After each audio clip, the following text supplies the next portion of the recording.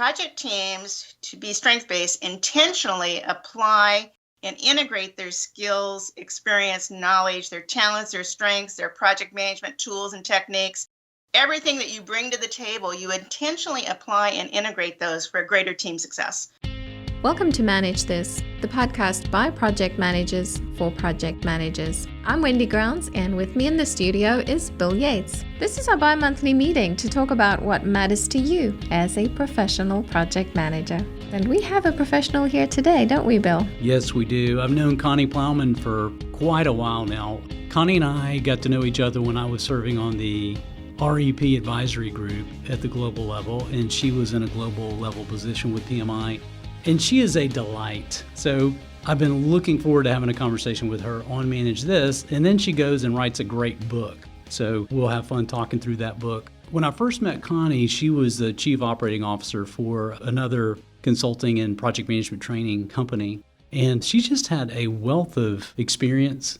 And I'm really looking forward to this conversation. Yeah, I've been looking forward to meeting her. She's an award winner as well, Wendy. Yes, I hear so. Tell us about that. Yeah, so in 2016, Connie was awarded the PMI Eric Jeanette Project Management Award of Excellence.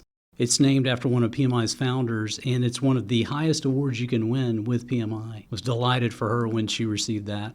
She's been very involved. She tends to retire and then find something else that she has to go do. And right now, I know she's being a guest speaker and instructor with a local university. She's out in Portland, Oregon. She's serving as executive director for the Climb Center for Advancement at Portland Community College. She just can't step away. She's having way too much fun to retire. I like that. Yep. Connie, welcome to Manage This. We're so glad that you could join us today. Thank you. I'm thrilled to be in your virtual podcast studio. It looks like my dining room. Hey, wait a minute. It is my dining room. We're glad that we can see you virtually. Thank you. It's a pleasure to be here. I've been wanting to do this for some time. Connie, I want to start off by just asking you about this topic. We're talking about strength-based project teams. How did you get interested in this? That's a really long question, but I started to get into it when I became the chief operating officer for my company. And I acquired this team of direct reports, and some I knew, some I didn't know. But most important, I knew that people do their best work when they love what they do. So what does this new team love to do? So I found StrengthsFinder, which is developed by Gallup Organization, also now called CliftonStrengths. And it really focuses on what do people do best. In other words, what are their strengths? And so we took the assessment. We started having strength-based conversations. And the outcome, I became a better manager because I understood them better and their strengths, but I think they also understood me as their direct report in terms of understanding my strengths, and we figured out how to work as a strength-based team. And so I thought, hey, if this works with direct report teams, what about other teams? What about volunteer teams? What about school teams? What about project teams? And that's where the interest grew. You've done something rather unique. You co-authored a book with someone that you had not met. How did you pull this off? How did you two co-author a book like that? So I had a terrific co-author. Her name is Martha Buelt. And Martha and I got connected through a PMI mutual contact. His name is Tim Klockenborg, who is our editor. And Martha knew Tim as being a certified Gallup coach. I knew Tim as being a certified project manager and thought, hey, if we could put our expertise together, what about writing a book? And so we did. But it took us a while to get started because we needed the time to get to know each other and to get to know our talents and strengths. And in essence, we became a strength-based project team. And so we wrote this book as a virtual project team, and we've never met. By the way, if you ever decide to write a book, I would strongly encourage you to have a co-author. And if her name is Martha, that's even better. Good advice. You're saying the words talent and you're saying the word strength. And what is the difference between a talent and a strength? That's a question I get asked a lot, and I struggled with it in the beginning because I was trying to figure out the differences. But let's give it a try. So a talent is something that you're born with. It is who you are. It's part of your DNA. It's something you naturally do well. Think back as a child. For some of us, that might be a short trip. For Bill, it might be longer. What did you love to do when you were a kid? And as a kid, I loved doing jigsaw puzzles. And maybe that's why I ended up in project management. That's a talent that I have because it's just part of me. Now, a strength is when you take a talent, in my case, is problem solving, putting pieces together, And you invest the time and the energy and the resources to develop it over time into a strength where you consistently do something well. So it's through your skills, it's through your experience, it's through your knowledge, it's through practice, where you take a talent and make it into a strength. So Wendy, think about something you consistently do well over time. I would say I'm very organized. I consistently am pretty good at getting things done and organizing, just things. You got the three of us in the room and connected, so absolutely, yeah, that plays out. I agree with that.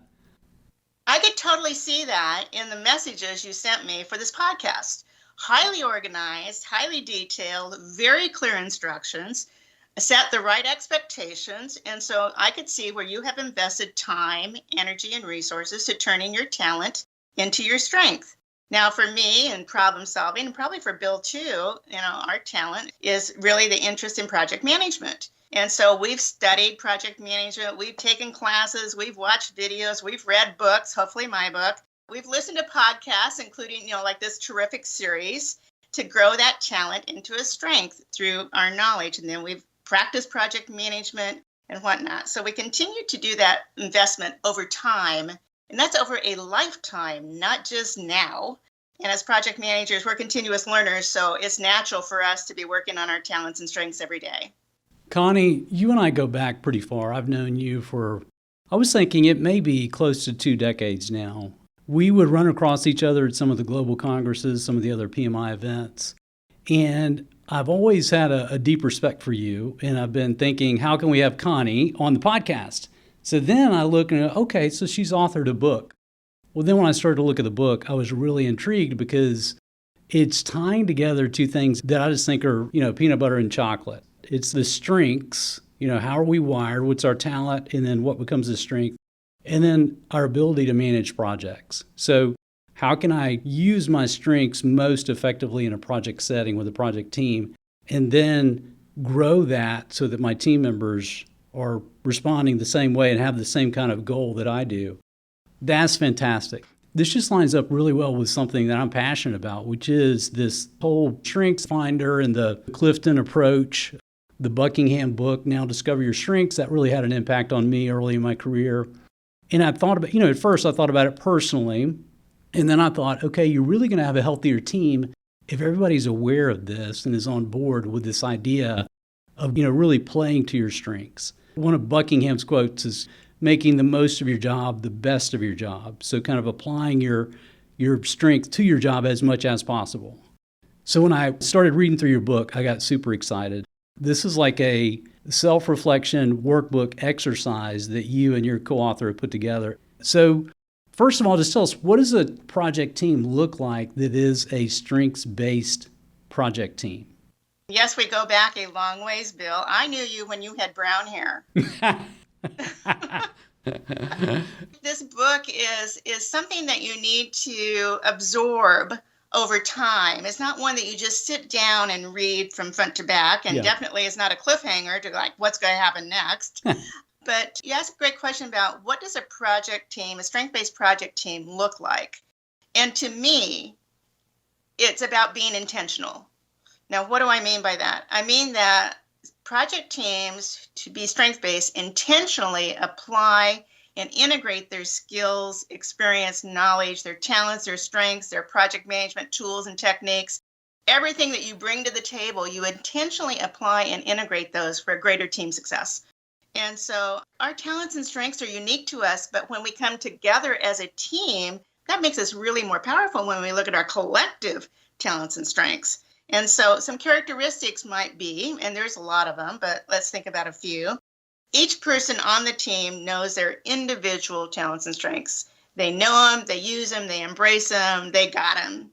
Then I know all of your talents and strengths. Let's say we're a project team. So not only do you know mine, I know yours. And so we got to keep that in mind too. But we need each other. Another characteristic is that we need each other for getting the project done. We have a clear understanding of our roles, expectations. Wendy would be great on our team because she would keep us organized. But we share this common purpose and understanding, not just doing the project, but doing it with this intention of knowing your talents and strengths. And we encourage everybody on the team to use their talents and strengths and have strength-based conversations. So I think bottom line, it's about this awareness and appreciation of each other's talents and strengths, and we use them effectively. I think you've kind of covered this a lot, but are there any other extra benefits you can see from a team becoming a strengths-based project team? Besides completing the project on Right. time. There's that. That's always good. It's a good thing. Of course. But there's greater productivity. We do our best work, and so we bring our best to the team. There's greater trust because we can trust one another. You feel valued because you are using what you do best. We work through challenges better. There's always conflict on a project team of some kind, and one of my strengths is harmony. So I'm not very good with conflict, and so by working with the strengths-based project team, we get through that faster and better. There's greater confidence. I love the StrengthsFinder quote that goes, "How can you build self-confidence when you're focused on weaknesses instead of your strengths?" And so there's this concept of self-confidence. And then, of course, there's the opportunity for talent development to turn our talents into strengths. So we take it as a learning opportunity. But there's also the concept and benefit of a complementary partner. Don't know if you read that, Bill, in the book. I'm not going to test you on the book. But Page 47.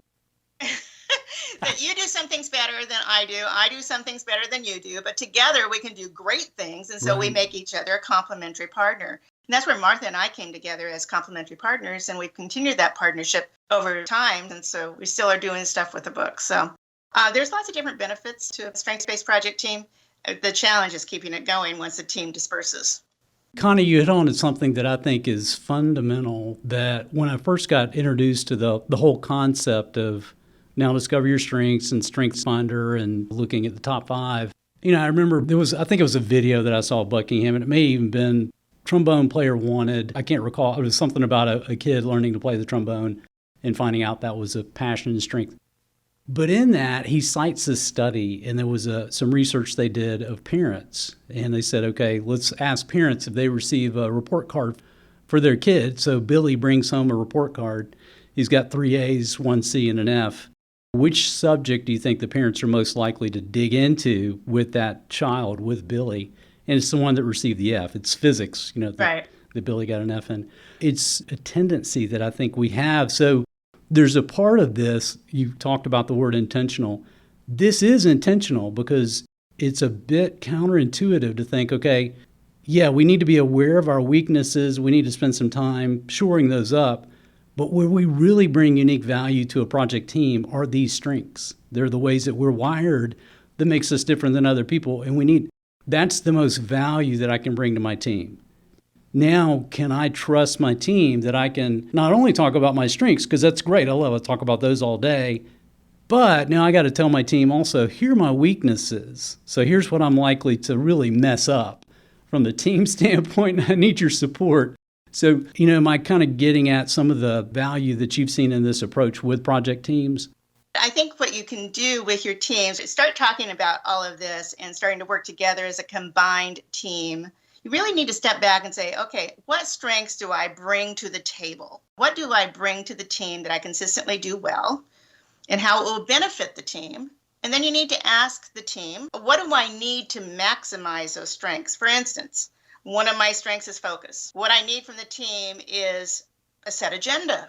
I need set goals. I need things that are not time consuming because I want to stay on track. So this is what I need from the team. And then the third area that you should be exploring is, what do you need from the team? And for instance, if you're really good at numbers and so you deep dive into numbers, you could lose opportunities to see new ideas, new approaches, new ways of doing things. So what you need from the team is the opportunity to be more adaptive, less rigid.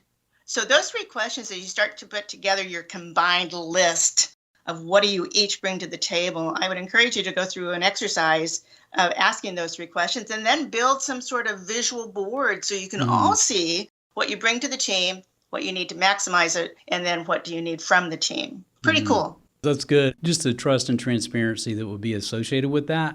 If we were to put, okay, there's Danny's strength, there's Wendy's strength, there's Bill's strength, Connie's strength, on something that's visible. It's not like a performance report that just stays in my inbox, right? It's our team strengths and they're visible, then it's a constant reminder. So if I'm banging my head against some technical issue and then I look up and go, oh yeah, Danny has got that. That's his strength. I'm going to toss him a pitch right down the middle and he'll just crush it. So this is playing to his strength. So that trust and transparency is needed, but then you've got that constant communication with it that I would think would benefit the team.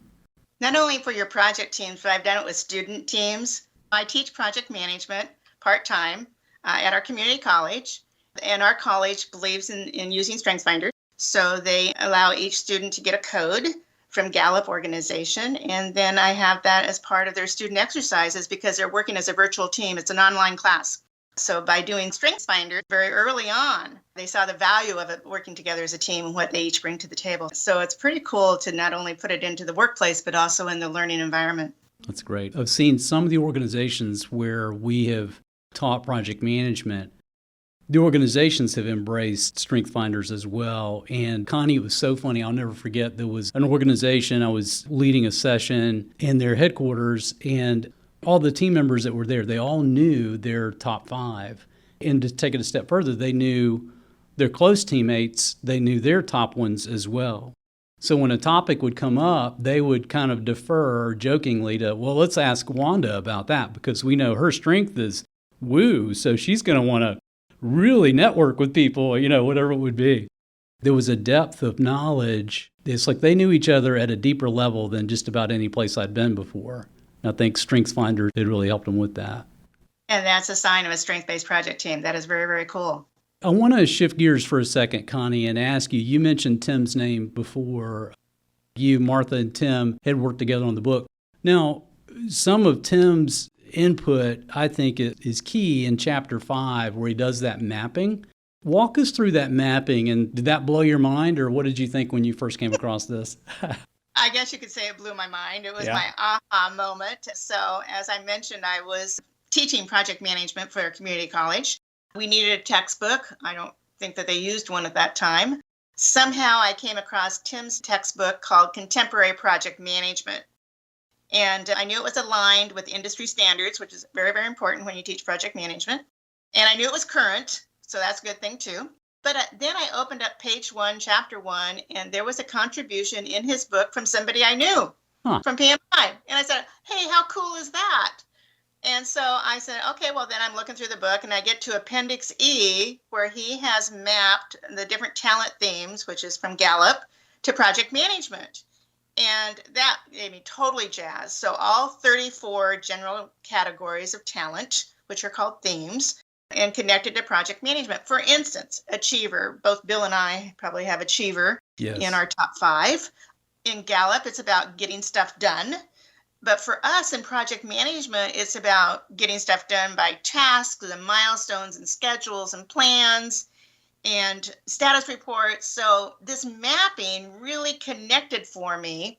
How does it relate to me and my world of project management? And so I've been using this mapping now in classes and in other places. And we got permission from Tim's publisher to include it in our book. So I love it. It was an aha moment for me. And it still is. I still reference it a lot. Yeah, I totally dig it and agree. And there are, 6 or 8 pages dedicated to that in the center of the book in chapter 5 that I just thought, okay, I bet Connie was like doing somersaults when they started putting these things together. Pretty much. Yeah, you can say that. But to your point, those 34 themes, I had seen those before when I think it was back maybe 2005, 2007 when I first got introduced and took the StrengthsFinder myself. And I remember I saw my top 5 and I was reading and getting the context, why these 5 and not the other number of the 34. So, it's interesting. Whenever you're reading about yourself, it's incredibly interesting stuff. But then you make this parallel of project management to strengths. And you're right. Tim has written it out so that you can parlay the description of the theme to project management and the tasks and the responsibilities that we have. And again, what makes me excited? What's fulfilling to me on a project and what's not? What am I good at? What am I naturally wired towards? And what am I not? And that's just great context and excellent info. Thanks. So I think we're always looking at information to say, okay, how does that relate to me? How can I apply this information? And that's where this mapping has just really made sense to me. And I'm really thankful that Tim and Gallup took the time to develop that and that we could incorporate it in the book. Connie, I've got a practical question related to project teams. When a team really embraces this, if someone says there's some dirty work that needs to be done, we've all got to roll our sleeves up and get it done. We have to do the data analysis because we think the customer gave us some bad data. Everybody on the team needs to roll up their sleeves and do it. But I've got this one guy, let's say his name is Bill, and Bill says, hey, that's not my strength. I'm not the analysis guy. I'm going to let you guys go ahead and do it, but I'm going to sit back here. I'm more the big picture guy. Do you ever see team members kind of pushing back and saying, well, because this particular attribute is so low on my list, I'm not really responsible for that. Somebody else has to do that. How does a project manager respond to those kind of situations? So, you always want to leverage the work you do best. If analysis is not your thing, you don't really want to push back on it, but you really want to embrace somebody else's strength in terms of being able to be a key contributor to the project team. But also, as a team member, you should be in a learning environment. You should say, okay, I'm not good at this, but you are. How can I learn from you? Mm-hmm. As project managers, that is our number one strength in terms of learning. In fact, isn't learning one of your top 5, Bill? Yeah. Wendy, I slipped up and showed her my top 5, and now it's coming back to get me. Yeah, she's referencing it a lot. Yeah, I agree. And I think, I'm kind of taking the devil's advocate approach here of somebody adopts this on their project team. Would you run into team members who would then kind of push back and go, well, I'm never going to do anything unless it's one of my top 5? I think a great example of that would be just the communication aspect. Some may say, well, I'm not known as a great communicator. I'm not wired that way. Public speaking is something that I'm afraid of. So when we're doing presentations to the customer, even though it's an area that I know the best, I don't think I should have to present on it because it's not my strength. There are areas like that where I feel like you need to kind of raise a warning flag and go, okay, well, hold on now. This may be an area that could limit your potential in the company or in the organization to grow. So having to look at it that way. Yeah, these talent assessments and these talent themes are not labels. Right. No, you're an achiever, so you're always trying to get stuff done. That's not the intent. The intent is for talent development and to give you an opportunity to grow. So they're not intended to put you into a little box. Well, you've got achievers, so I'm going to put you over here. That's not the intent. The intent is to develop that from the talent into a strength. Now, Connie, I know we have some people out there who are thinking, how does a project team get started in becoming a strengths-based project team? I guess it's 2 parts. The first part is you. To get started in this, you got to do it yourself. You got to lead by example. If you're the project manager and you want a strength-based project team, it starts with you. You need to know your own talents and strengths before you start working with the team talents and strengths, because they're going to question that. So I would start, of course, by taking the CliftonStrengths assessment and to know your top 5 talent themes, what are core to you, and then take the time not just to know them, but to learn them, articulate them, intentionally apply them so people can see what you're doing. And when that happens over time, you'll start getting results, and then people will remember them. Okay, so Bill, what are your top 5? I know we've talked a little bit about them. So my top 5, achiever is number 1, positivity, maximizer, focus, and learner. Okay, and these are unique to you. And so we all know that these are unique to you. My top 5 are achiever, maximizer, input, harmony, and focus. So ironically, we have 3 in common. But 2 of our themes are not in common, but our themes influence each other. So let's say we both have achiever. By the way, achiever is the most frequent top 5. But Bill's way of achieving, because he uses positivity, could be different than my way of achieving because I use focus. And so the way we get stuff done is different, and that's called theme dynamics. And so part 2 of this is, okay, now I know mine, what does a team look like? And then you can start embracing it with your team members. And so it's 2 parts. It starts with you, and then you roll it out to your team. Yeah, the theme dynamics, I imagine that there are books and books written about that, just how do we all get along and get the most from each other as to how we're wired. And then how do you foster conversations with team members about these strengths? So many times I'll see a team take an assessment or have some kind of team building activity. There's a real great learning moment that they have, and then they kind of walk away from it and forget about it. How do you get people to embrace this idea of these strengths and continue to show value and grow in them? We wrote in our book about strength-based conversations. So you want to start having these strength-based conversations with your project team and look for opportunities where you see strengths in action, because that's when people are starting to apply their strengths. And what did you see yourself doing with this talent today? Or pick a theme or whatnot. I think it's harder when you're the only one doing it. This is a team activity. This is not just Bill doing it or Wendy doing it. If you want to make a difference in your organization and your projects, you all are doing it. This is where executive support really matters in terms of having somebody on the executive team or your project sponsor. And then as a project manager, you're leading by example. And so you put your top 5 on your little tabletop card, or you put it on a coffee cup, or so people know. And then it becomes a conversation starter to say, oh, tell me more about that theme, because I don't have that. And I think the more billboards that we put out there in our project space about our strengths and then the team strengths, then I think it's naturally going to lead to those conversations and to those observations. I think of even, daily stand-up meetings and other gatherings that teams have. I think it's going to work its way into conversation. I could see how it would naturally flow into just part of the company or the team culture. Yeah, so let's take the 3 of us. Wendy's like our awesome operations person. Bill is our executive support. We're not really too sure what Bill does, but that's what he does. And me, I'm the project manager. And so the 3 of us have worked together great on a project. Okay, well, now the project's done.